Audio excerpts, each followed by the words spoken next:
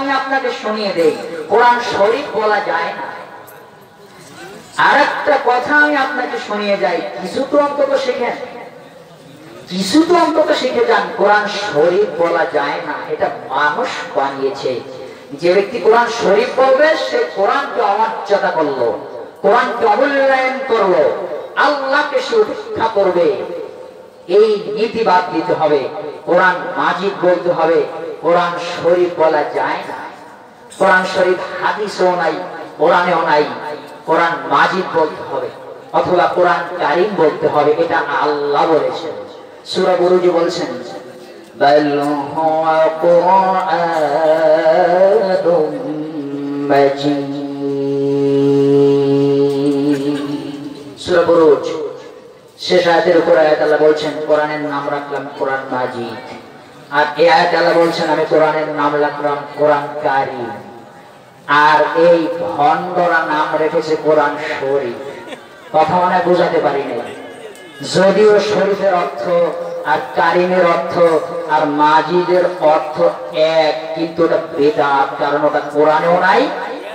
কথা বলেন, কোরআনেও নাই, হাদিসও নাই। যারা কোরআন শরীফ করে বক্তব্য দেয় ওদের বক্তব্য শোনা যাবে না।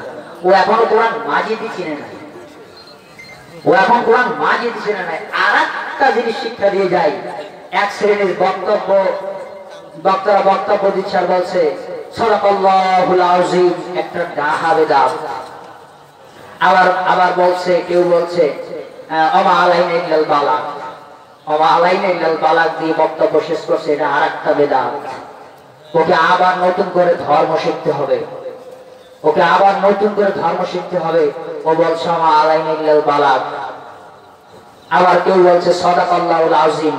এই নীতিবাদ দিতে হবে আপনাকে, শিরক মুক্ত তাওহীদ আর বিদআত মুক্ত ইবাদত। ভালো করে এই পদ্ধতি বক্তব্য মনে রাখবেন।